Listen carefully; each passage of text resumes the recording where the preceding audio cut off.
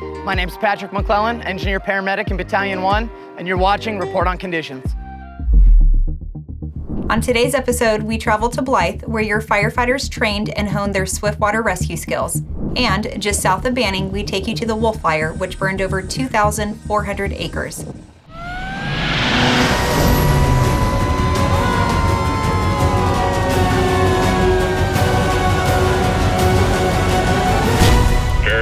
Engine 1 with Report on Conditions. Hi, and thanks for joining us on today's Report on Conditions. I'm April Newman. We're taking you to Blythe, where your firefighters literally dove into rushing waters. Right side, yep. We're out here at our water rescue technician class, beautiful Blythe, California. We're teaching the students the discipline of water rescue. A lot of times, whether it be through floods, whether it be in a swiftwater setting, maybe it's in a lake, we're gonna need to have to rescue victims out of some type of water.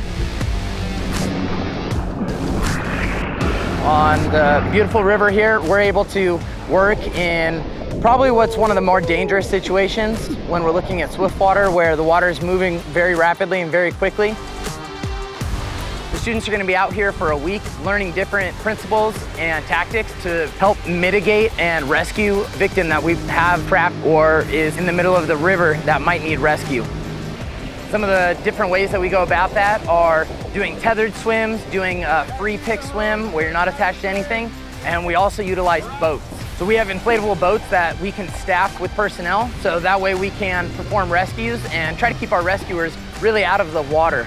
Especially if you look at any type of river bottoms, a lot of the water we don't necessarily want to go in, and so anytime that we're able to make rescues without actually having to place our rescuers in the water becomes very advantageous for us. I think one of the things that we look forward to the most in this training is coming out here with the guys. It's definitely not in the most familiar training setting. A lot of guys might have some level of water experience as far as just hanging out in a pool. A lot of guys get to jump in and get to experience really what fast-moving water looks like and really get to just test and train in a completely different environment than they're used to.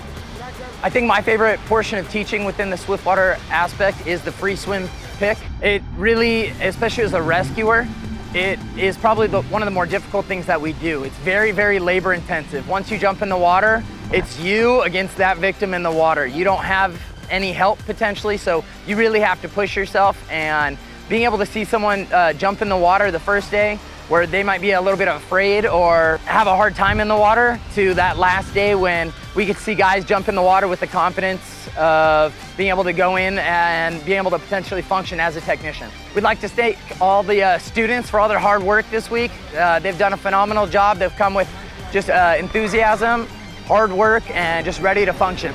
At the completion of this class, these students have put in a lot of hard work and they're ready to serve the county of Riverside. Let's take this time to look over last week's call statistics. From June 30th through July 6th, your firefighters responded to a total of 4,122 calls for service. Of those calls, 3,032 were medical emergencies and 233 were fire-related calls. Let's take a look at a few incidents your firefighters responded to. On Sunday, June 29th at around 3 p.m., firefighters responded to a reported vegetation fire near Old Banning Idlewild Road and Wolfskill Truck Trail, south of Banning. The first arriving battalion chief advised there were approximately 20 acres burning at a moderate rate in grass and brush. He immediately requested 20 additional Type 3 engines, 6 water tenders, and 6 hand crews. The fire continued to grow, and the air attack plane overhead requested several additional tankers due to the imminent structure threat. Highway 243 was shut down in both directions from Poppet Flats to Banning. At 5:37 p.m., the incident commander stated the fire was 800 acres and continuing to grow. Evacuation orders and warnings were put in place for several zones in and around the incident, impacting several hundred residents. The fire continued to burn for several days and as of this writing is 95% contained at 2,414 acres. Firefighters continue to work on strengthening containment lines.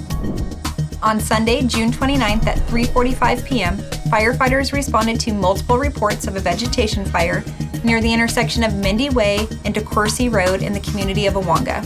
The first arriving battalion chief reported vegetation burning at a slow to moderate rate of spread. During his analysis, it was determined that the flames would be impacting structures within the next 15 minutes, prompting the request for 10 additional engines.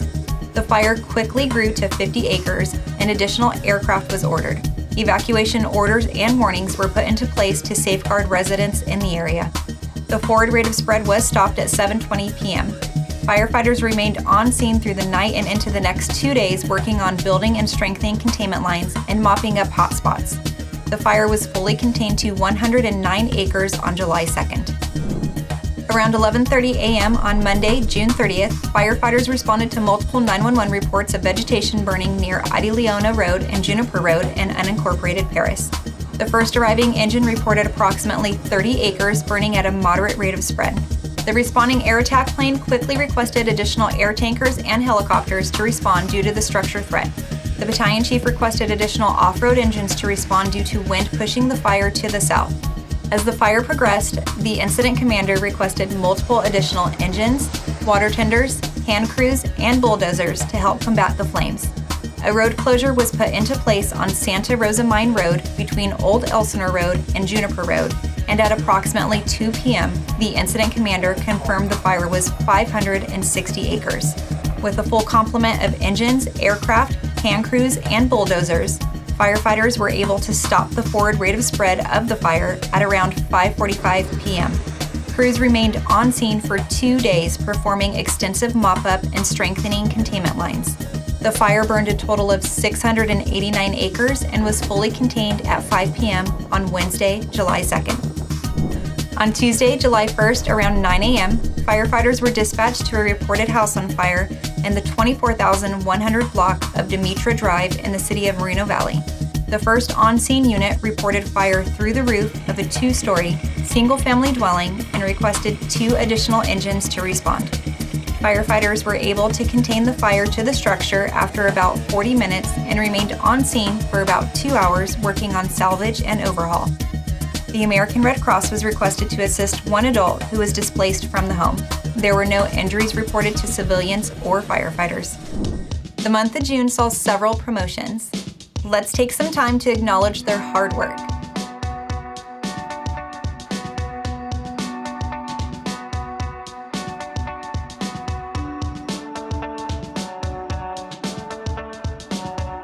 Congratulations, everyone.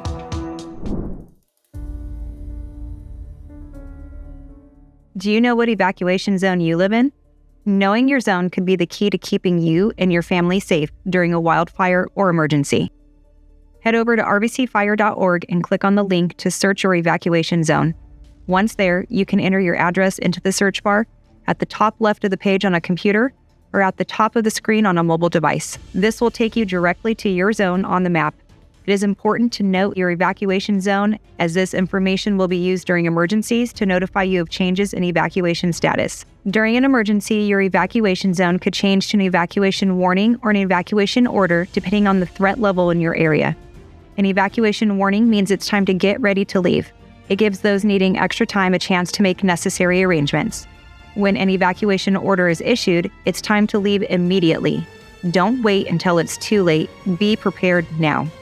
Stay informed by signing up for evacuation alerts at rivcoready.org. You'll receive real-time updates sent directly to your phone, helping you stay one step ahead in an emergency. Remember, preparedness starts now.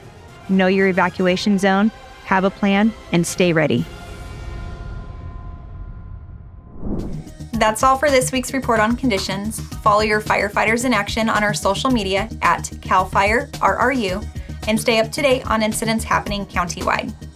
If you caught any great footage of our firefighters at work or out in the community, send them to us at rrupio@fire.ca.gov. On behalf of your Public Affairs and Community Education Bureau, I'm April Newman. Thanks for watching.